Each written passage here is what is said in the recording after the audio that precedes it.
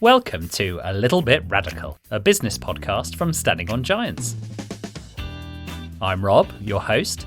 Join me as I meet people and organisations who are doing things differently, challenging the status quo and, yes, might just be a little bit radical.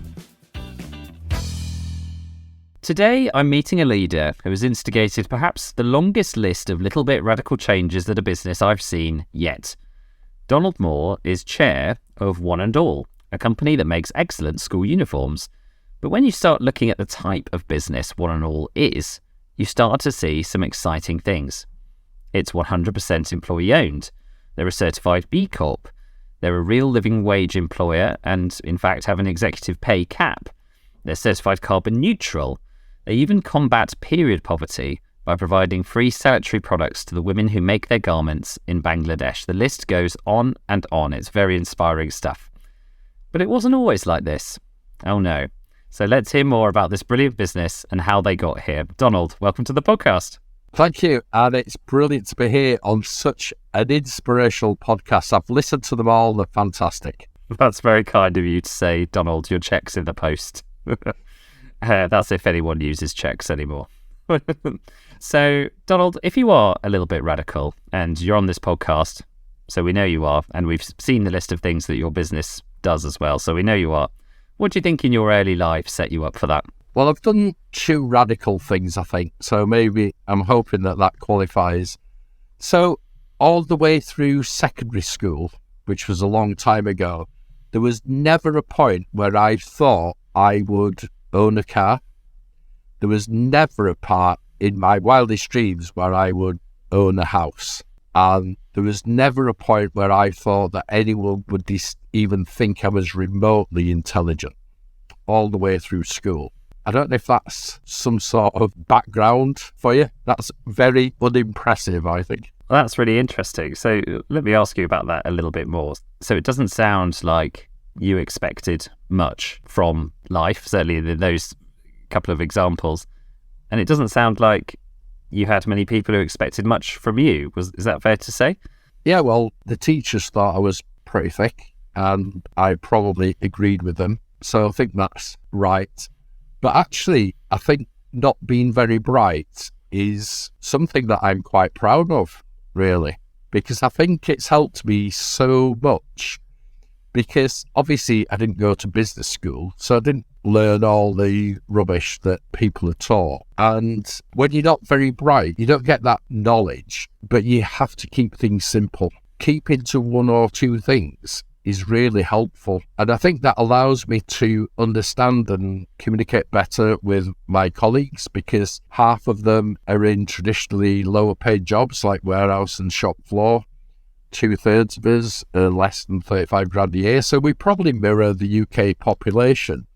So it's probably helpful to think about colleagues and the workers in our supply chain around the world when you're not articulate and you come from a position of like zero wealth as well. So I'm probably quite similar to, or I was quite similar to most of them. So I wear those things as a badge, really. I like that. So I think it obviously gives you a great humility, great empathy for your employees, because you are them. It sounds like that's how you feel, you've been there. But I think I would challenge on your behalf the notion of you not being very bright. We look at education, we look at success through a very, very narrow lens. And I think what's probably most exciting about the kind of business that you're leading and have been a part of, now in those same business schools where they learn all the rubbish, they're going to be learning how to do what you're doing. What at all? Have you ever thought about that? Well, I think they could maybe take some lessons. I'm taken by things like donut economics, which I sort of understand, and I wouldn't understand economics. And I don't really get the badge that is GDP either. I think that's done so much damage. I think they'll have to change those educational institutions. Absolutely. And I think we see the top business schools around the world now launching courses in things like sustainability leadership, where they are going to be talking about the things that you've been doing at One and All for years. So we're going to get more into that in just a while. But first, while we're still on you, as you've got older, do you feel that you've become less or more radical? And what's been behind that? I think more radical, really. And I think as I approached work, I went through a period of how long could I last when I got fired? Because I always figured that I was pretty unemployable anyway.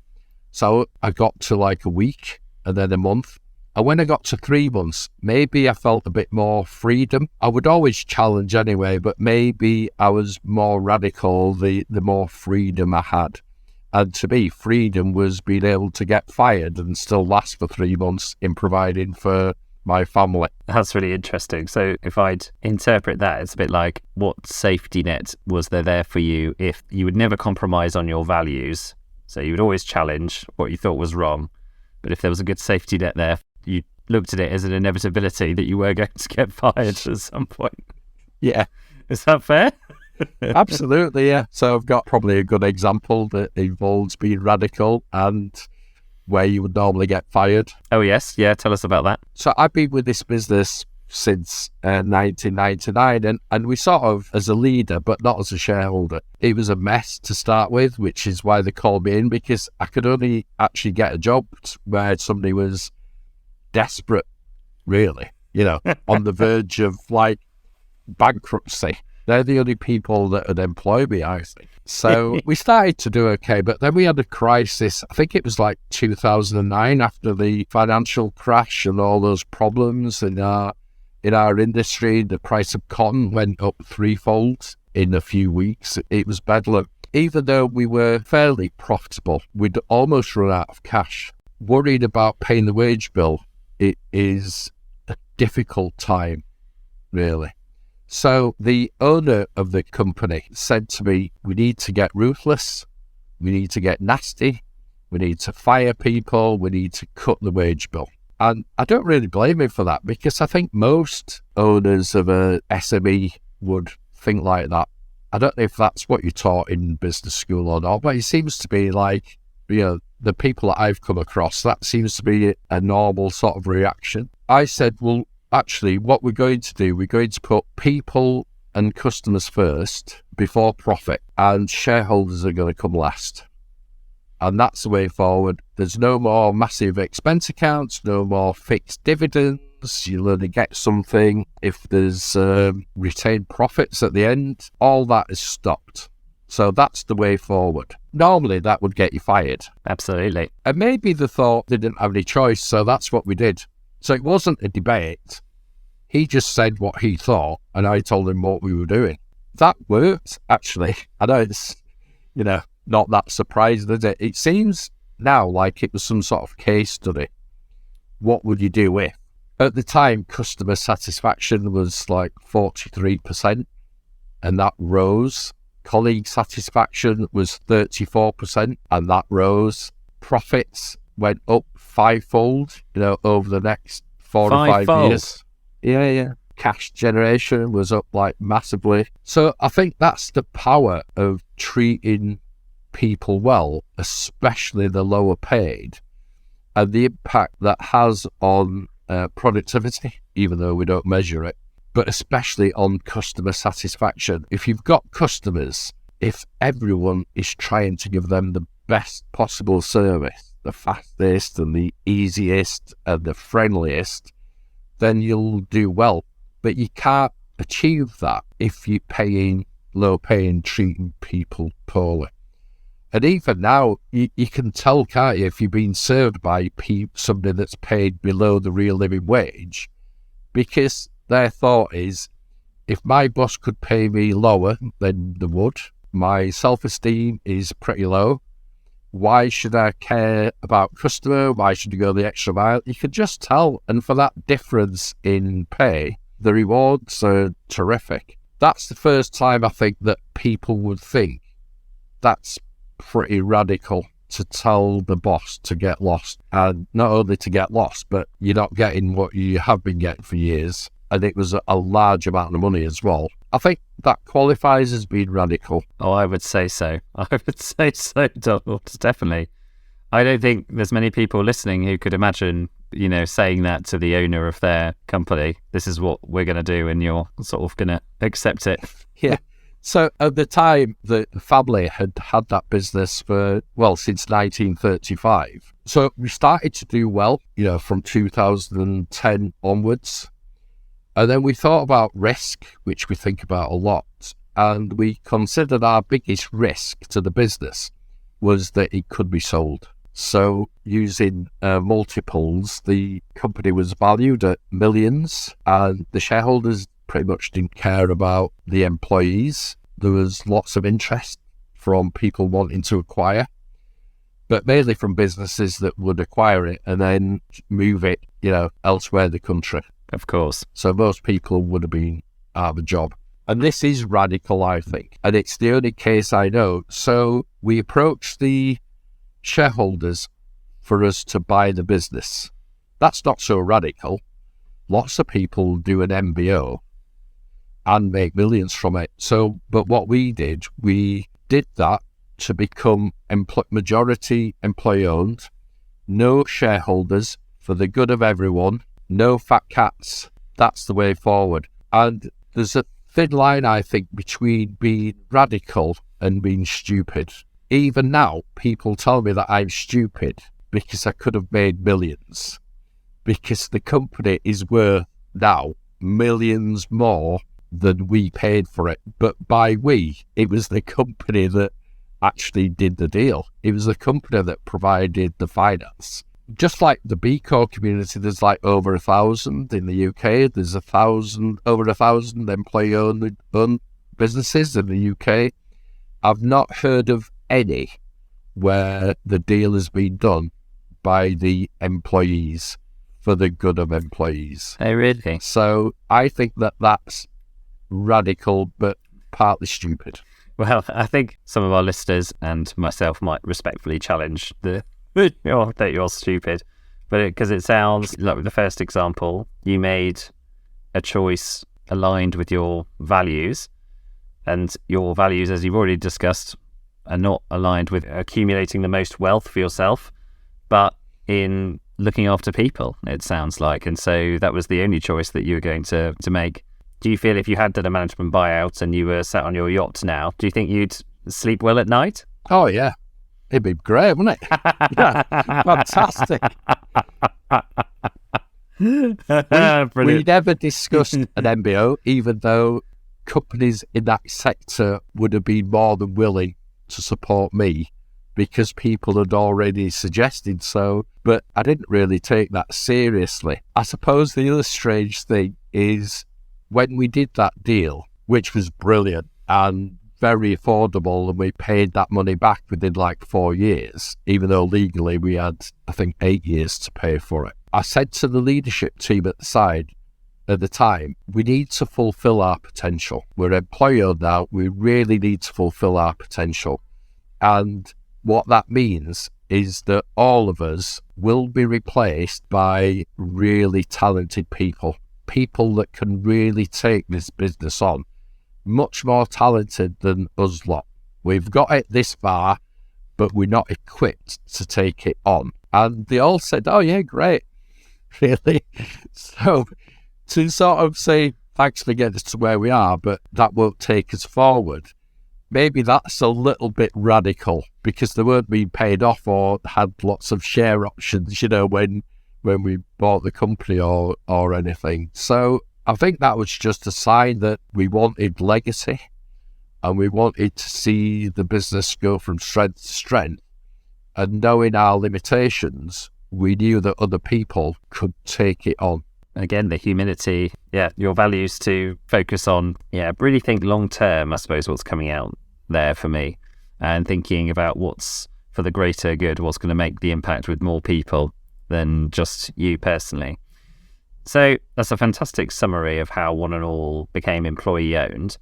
There's quite a few listeners, I think, who would be very intrigued by that concept and how it works. How does employee ownership really work, on a kind of day-to-day and yearly basis? How it works, really, is that when you become employee owned, it's for the good of everyone. But that doesn't mean that all colleagues, and there's about 70 of us, that doesn't mean that we all vote on anything that we ever do. We all trust each other to do the best job possible. So we trust the leadership team to make the right decisions, to take us forward. We trust the people in the warehouse to do the best job for the customer in a timely way. We're all trusted to do our jobs. Obviously, everyone's informed and everyone gets information that might usually just be kept to the leadership team or the management. Everyone knows sales and profit figures and cash and customer satisfaction, all the metrics. So I think it's a great way to run a business, but it's not a cooperative and it's not soft and you make difficult decisions. So it's not really any different, but you see these through a different lens, and whatever we do has to be for the good of everyone, for all colleagues, for our suppliers, for the workers in our supply chain, our customers, people in our community. Whatever we do, it has to do good. I see. So that's a really great summary that you've given there, and highlighting how it is different to a cooperative and not a full democracy. And in the UK, the coalition actually did something good, to everyone's surprise, probably. The one good thing that they did was to help employee ownership grow in the UK. One of the advantages is that you can pay profit share, providing it's fair, tax-free, up to £3,500 per colleague per year. Brilliant. Which is roughly the amount that we paid this year to all colleagues. That's the lowest amount that we paid. But for somebody who's on traditionally lower pay, even the real living wage, to get that money, mainly in December, tax-free, is brilliant. Absolutely. It's one of the reasons why our colleagues are not struggling through the cost of living crisis. And it being tax-free is really helpful. And there are incentives for the people selling the business to get their money out tax-free, and even for shareholders who are not employees, they get big benefits as well. So there's tax-free, so they get big advantages as well. So I think that's led to the increase in employee-owned companies. But for us, it means that we can never be sold, because it's in our constitution that our lawyers said we couldn't do that. So what we wrote in was that if it was ever sold, 99% of the proceeds would go to the dog's home. A good fail-safe. Yeah. A good fail-safe clause. Yeah. Very creative solution.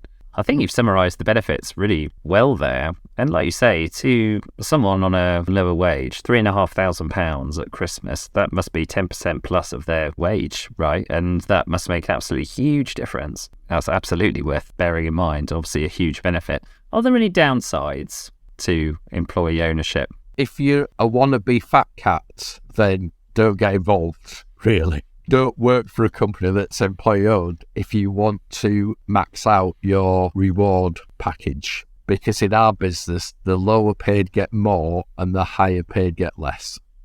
So pay differential is really important and should be important with all businesses, I think. So there's a big advantage for the lower paid, less so for the higher paid.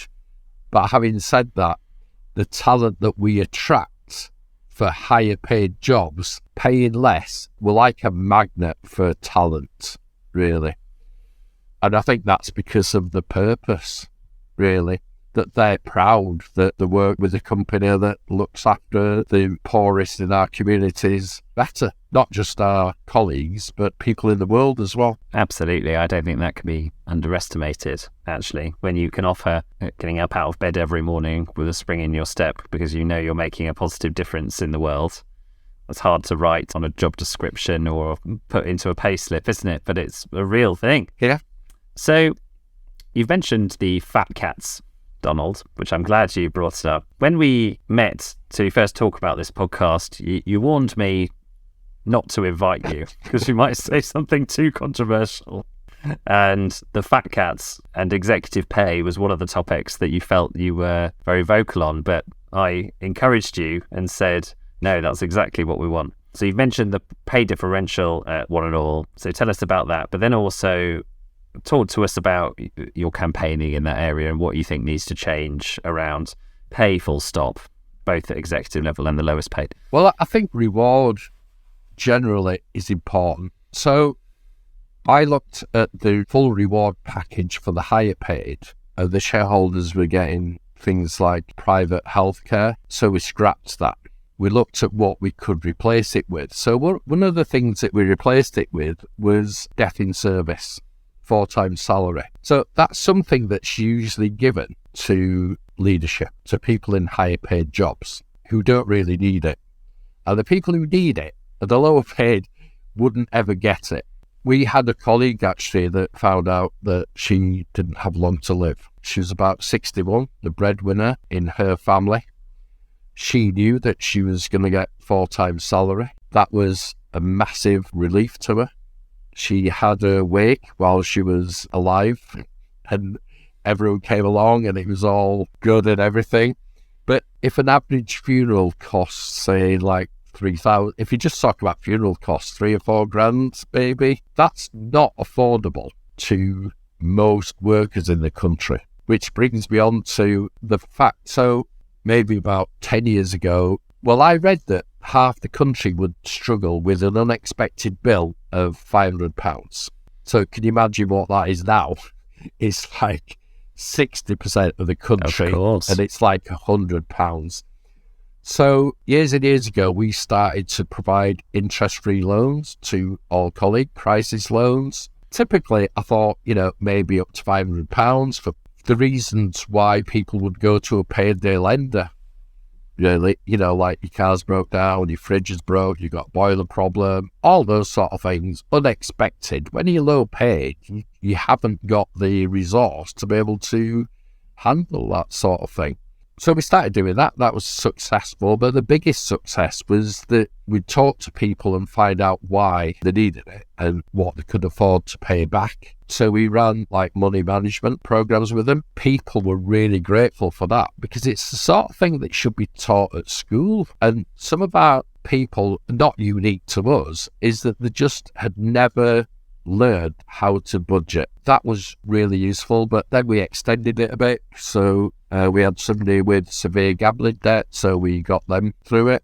And obviously the discipline of seeing their statements then and in the future, looking out for all the telltale signs about, are you taking cash out and, to hide it, all that sort of stuff. We had credit card debt, how best to consolidate, providing loans for that. So I think that's been really helpful, and I think that prepared everyone for the cost of living crisis, because when we started to talk about it, everyone was really open to share their financial things that you wouldn't normally tell your boss, really.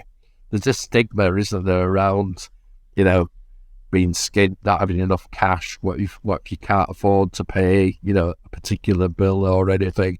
But that's the reality that most people have. So I think that really helped a lot. And when we did a survey a few months ago at the start of the crisis, maybe I think it was like June, where we started to feel worried about what was coming. We did a survey and asked people, were they getting enough help? What help would they need? How worried were they? That sort of thing.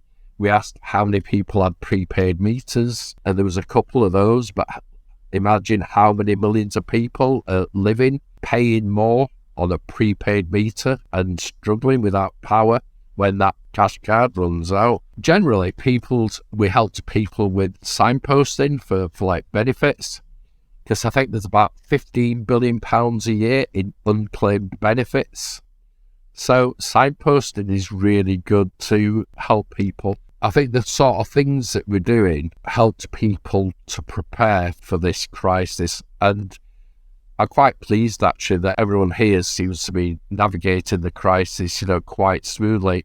Obviously helped by the profit share figures that I talked about, but also felt able to help other people in our communities, the less fortunate, with, food banks, especially cultural food banks, because I don't think people realise that there's such a need for non-so-called British food stuff going into food banks. You know, some communities wouldn't really know what to do with a tin of beans and a loaf of bread. You know, so I think that's been helpful as well. So much in there, Donald. Thank you for sharing all those stories. Sorry to hear about your colleague, but very inspiring to hear how that initiative supported her. Sounds like you take on an awful lot more responsibility for your employees than the average employer. Well, maybe we don't see ourselves as an employer, really, because we're all in it. Well, that's a good point. We're all in it together. So I think that mindset might be different. And maybe I'm different as well, because I don't see myself as being any different to anyone else, especially the lower paid and the less privileged. I campaign a lot and I speak a lot about poverty and cost of living crisis and things.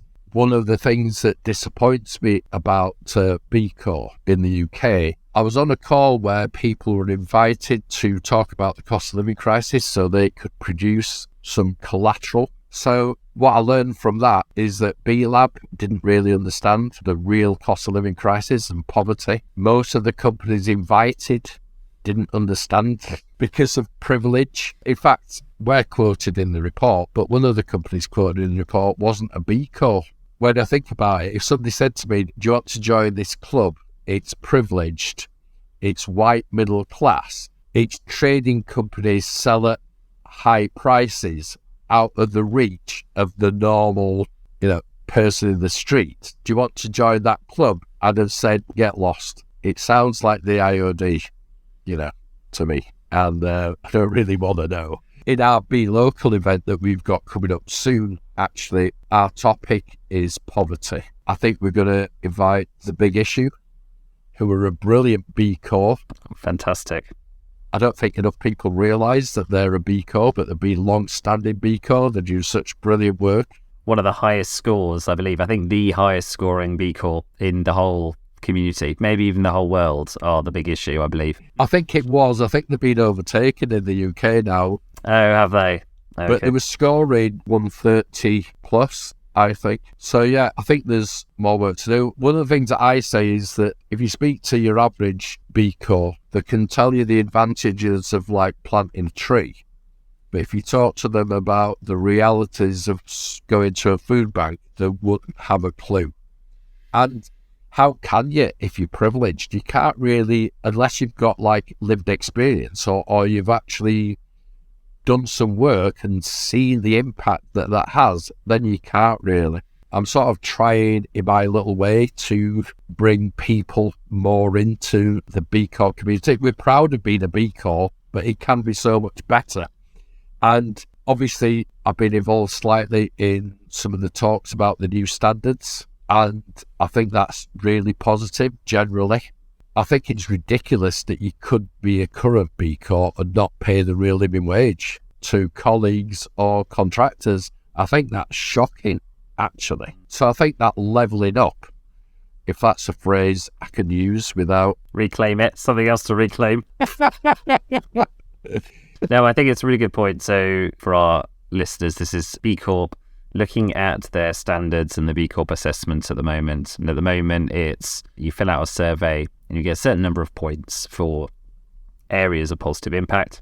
And as you've said, Donald, you could be doing, in theory, not very much at all in one section, but a lot in another and still qualify. Whereas now they are looking at instigating a kind of a minimum set of agreed standards across all areas that B Corps would have to achieve. And so things like you're describing would not be the case anymore. I think there's probably a lot of people listening to this podcast, and I count myself, I'd say, humbly amongst them, who don't really know the hard reality of poverty, who always is open to listening. I would love for you to spend a bit of time telling us about that then. So what did you say to those other businesses that you met who didn't know about the realities of poverty? Help us understand. This is from October when I was doing a talk on poverty. So in Greater Manchester, 1 in 4 children were in poverty. There's examples of children who have working parents taking an empty lunchbox to school and pretending to eat, being denied like school food by, the dinner ladies, for example. 1 in 4 is such a lot. And things are getting worse with the cost of living crisis. So that figure could be, 1 in 3. And I think that, if you can picture an average school in the amount of children that are in poverty in just sheer numbers in each school, that tells you how bad things are. You can only imagine, can't you, how difficult that is. They haven't got the heating on for probably the last 2 or 3 days of the week because the meters run out and they've got no cash to put in. They're struggling on food. Parents are sort of giving most of the food to the children. It's just really difficult. I mean, luckily, lots of people do help in our communities. The third sector do brilliant work, actually, superb. The good thing is that the privileged don't have to worry about it, don't really have to think about it, don't have to acknowledge it. They can just put a few cans in the storage area in the supermarket and feel good about it, really. I was talking to somebody who works for a low-cost supermarket where the average spend might be 20 quid, for example. They're suffering and suffered from shoplifting. And the 2 most popular products for shoplifting, those luxury items, were number 1, baby food, and the second most popular was period products. And one of the reasons why that statistic isn't better known is that some of the staff in the store are turning a blind eye because they can't bear the responsibility of turning somebody in because they're desperate and they need some baby food. You can only imagine, can't you, if you can't feed your baby, So when I talk to people about that, they start to imagine what it's like, and most people are decent, aren't they? They want to do something positive about it. So I think that is making a difference. I speak to employers and say, please pay the real living wage, but also have an understanding of the challenges that the lower paid are having. Are they having to go to a food bank? Are they on a prepaid meter? How much of a struggle is it? How is it impacting their health and mental health? What can you do to help? There are some low or no cost solutions like signposting. Interest-free loans don't really cost that much money. Most organisations can pay that, I think. That's some of the campaigning that I do just to raise the awareness and for people to know more, really, because they're not typical business conversations. Of course, it's very inspiring, Donald. Yeah, I'm even feeling a bit emotional listening to you speak as a dad whose little boy is approaching 2 and remembering how stressed you are anyway, raising a little baby, and then that added sickening stress of not being able to feed them. The kind of numbers that you're talking about are quite terrifying, especially in a developed, rich country like we are. It just shouldn't be happening. So thank you for raising our awareness about that and about presenting some solutions for the kind of businesses that we talk to all the time. I think that's very useful. And I think you're tapping into if what B Corp is about and about being a purpose-led business is about, or an employee-owned business, it's about accepting that your business and work doesn't exist in a tiny, narrow economic silo. It exists in a community. It exists in a wider set of collaborations and interplays and people within it. We shouldn't just see, pay as like just a pure transactional relationship we have with people providing an asset to us. There's that horrible term human resources, isn't it? And how that department should not be called human resources, like that they're coal to be burnt or something like that. It should be about people. HR, we hate that term, actually. Oh, that's interesting, yeah. That's just one of the things that are banned, because people are not resources to be used. They're not machines that you use and then discard when you're finished with them. They're just not. So I hate the term HR, but I hate the term staff as well, because I felt like a member of staff, and you just feel like subservient, really. You just feel like whatever you're doing is for the benefit of a few others. And it's a horrible term, I think. It's okay if you're in like the armed forces or like local government. Maybe that's what you do. But in business, it shouldn't be. You should be co-workers or colleagues or like John Lewis partners, Donald, we're coming to the end of our time together today, sadly, because it's been a fantastic conversation. I'm sure you've given our listeners so much food for thought and inspiration and insight.